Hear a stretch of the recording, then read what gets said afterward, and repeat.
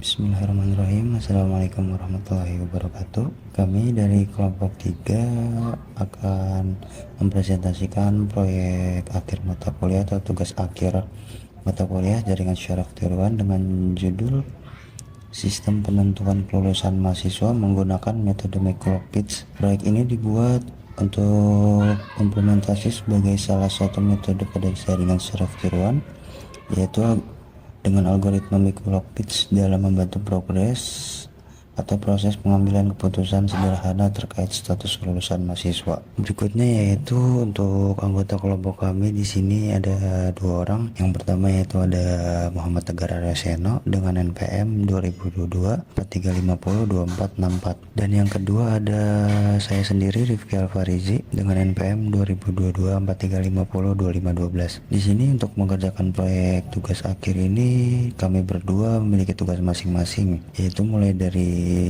menganalisis kebutuhan sistem, membuat aplikasi, penyusun materi presentasi, hingga dokumentasi dan pengujian sistemnya. Oke, baik, masuk ke pengertian jaringan syaraf tiruan. Sebelum saya membahas aplikasi yang dibuat, izinkan terlebih dahulu untuk kami menjelaskan atau saya menjelaskan mengenai jaringan syaraf tiruan atau JST. Jadi jaringan syaraf tiruan atau JST ini merupakan metode komputasi yang meniru cara kerja sistem saraf manusia dalam menerima informasi, memproses data, dan menghasilkan keputusan. Dalam JST ini terdapat beberapa komponen utama, yaitu yang pertama ada input layer sebagai data masukan, yang kedua wake atau bobot yang menentukan pengaruh setiap input, yang ketiga threshold atau sebagai nilai ambang keputusan, yang keempat neuron yang berfungsi mengolah data, dan yang terakhir yaitu output layer sebagai hasil akhir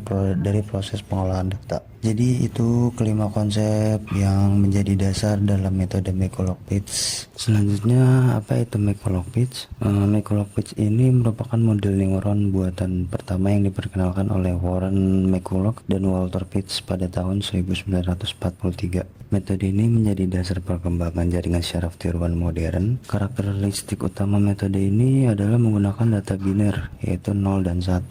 Nilai 1 menunjukkan kondisi aktif atau memenuhi syarat, sedangkan nilai 0 menunjukkan kondisi tidak aktif atau tidak memenuhi syarat. Karena kesederhanaannya, metode McCulloch-Pitts ini sangat cocok digunakan untuk pengambilan keputusan sederhana seperti klasifikasi lulus atau tidak lulus. Untuk alasan kenapa kami memilih metode McCulloch-Pitts ini, karena metode ini merupakan model JST paling sederhana atau mudah dipahami. Selain itu juga metode ini sangat sesuai dengan kebutuhan sistem yang kami buat, karena outputnya yang dihasilkan hanya terdiri dari 2 kemungkinan, yaitu lulus atau tidak lulus. Dengan demikian proses klasifikasi dapat dilakukan secara sederhana namun tetap efektif. Untuk alasan lainnya mengapa kami memilih metode tersebut, karena keputusan kelulusan mahasiswa ini memiliki karakteristik keluaran yang bersifat biner. Artinya hasil akhir hanya memiliki 2 kemungkinan, yaitu mahasiswa dinyatakan lulus atau dinyatakan tidak lulus. Setiap mahasiswa akan dievaluasi berdasarkan beberapa kriteria yang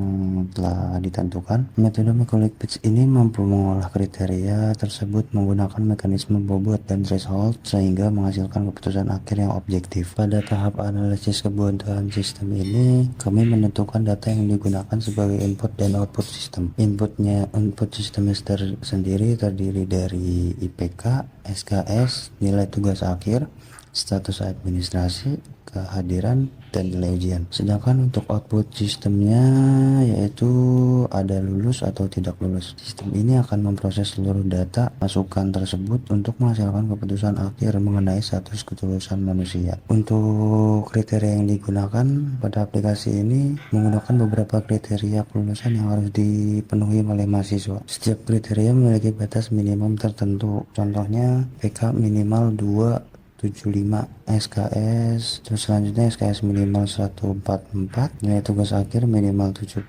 administrasi harus lunas, kehadiran minimal 80%, dan nilai ujian minimal 60%. Kemudian seluruh data tersebut ditransformasikan menjadi data biner. Apabila memenuhi syarat diberikan nilai 1, sedangkan apabila tidak memenuhi syarat diberikan nilai 0. Setelah data dikonversi menjadi data biner, langkah berikutnya adalah melakukan perhitungan menggunakan metode Mikolov-Pitts. Setiap variabel diberikan bobot sebesar 1, kemudian digunakan threshold atau nilai ambang sebesar 5, dan rumus yang digunakan adalah net sama dengan jumlah dari setiap input dikalikan bobotnya. Apabila nilai net lebih besar atau sama dengan threshold, maka output bernilai 1 atau lulus. Sebaliknya, apabila nilai net lebih kecil dari threshold, maka output bernilai 0 atau tidak lulus. Pada contoh perhitungan yang ditampilkan, diperoleh nilai net sebesar 5 hingga mahasiswa dinyatakan lulus. Nah, oke, baik teman-teman, di sini yaitu aplikasi atau website yang telah kami buat. Di sini ada judul yang telah kami buat, yaitu sistem penentuan kelulusan mahasiswa. Di sini adalah logo Unindra dan menggunakan metode Mikolov-Pitts Neural. Di sini layoutnya yaitu ada data mahasiswa yang berisikan nama mahasiswa, NIM atau NPM, IPK, SKS yang terpenuhi, nilai tugas akhir atau skripsi, tugas akan administrasi, dan kehadiran kuliah. Selanjutnya ada riwayat prediksi dan informasi tentang metode yang kami gunakan. Oke, di sini kita mulai coba isi aja ya. Misal di sini saya isi nama saya sendiri.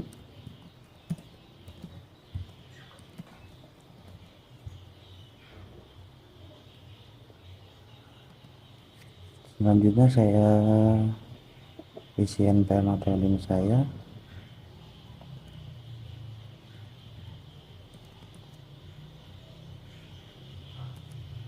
Selanjutnya saya isi PK, misalkan benar 375, dan SKS terpenuhinya yaitu 140. Selanjutnya nilai tugas akhir atau skripsi yaitu 80 saja, dan tunggakan administrasinya ke 0. Untuk kehadiran kuliahnya 80%, bisa diganti dari sini. Selanjutnya kita akan proses prediksi. Akan muncul hasil prediksi di bawahnya, yang dimana saya atau nama yang bernama Rifki Aprisi itu dinyatakan lulus. Di sini ada nama dan NIM atau NPM. Di sini ada input values atau weight-nya, semua dijelaskan. Perhitungan dengan metode Mikolov-Pitts-nya di sini dijelaskan, serta ada rumus aktivasi dan penjelasan kriterianya semua terpenuhi. Lalu setelah muncul pop-up hasil prediksi, di situ akan masuk ke riwayat prediksi, yang dimana akan tertulis nama, NPM, IPK, SKS, dan hasil, serta waktu kapan ini diinput.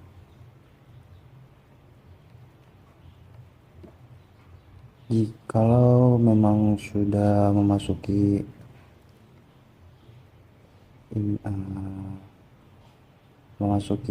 tahun ajaran baru atau ingin dibersihkan riwayatnya, di sini bisa pencet hapus riwayat, dan riwayat akan terhapus atau kembali seperti semula. Nah, untuk informasi Mikolov-Pitts ini pengertiannya, Mikolov-Pitts ini adalah model neuron artifisial paling sederhana yang dikenalkan oleh Warren Mikolov dan Walter Pitts pada tahun 1943. Model ini meniru cara kerja neuron biologis dengan menggunakan prinsip all or nothing. Selanjutnya ada cara kerja sistem yang tadi saya jelaskan dan kriteria penilaian yang tadi saya jelaskan. Oke, baik Bapak dosen dan teman-teman sekalian. Untuk kesimpulannya yaitu berdasarkan dari hasil perancangan dan implementasi yang telah kami lakukan, dapat disimpulkan bahwa metode Mikolog-Pitch ini berhasil diterapkan pada sistem penentuan kelulusan mahasiswa yang telah kami buat. Secara sistem mampu mengolah berbagai kriteria kelulusan dan menghasilkan keputusan secara otomatis berdasarkan konsep dan neuron sederhana. Aplikasi yang kami buat ini semoga dapat membantu dan mempercepat proses evaluasi data mahasiswa serta mengurangi kemungkinan kesalahan dalam pengambilan keputusan. Selain itu juga proyek ini juga membuktikan bahwa konsep dasar jaringan syaraf tiruan dapat diterapkan pada permasalahan nyata di bidang pendidikan. Demikian presentasi dari kelompok kami mengenai sistem penentuan kelulusan mahasiswa menggunakan metode Mikolog-Pitch. Kami mengucapkan banyak-banyak terima kasih atas perhatian Bapak dosen dan teman-teman sekalian. Apabila terdapat banyak kekurangan dalam penyampaian kata maupun pengembangan aplikasi ini, kami dari kelompok 3 ingin memohon maaf yang seluas-luasnya. Wabillahi taufiq wal hidayah. Wassalamualaikum warahmatullahi wabarakatuh.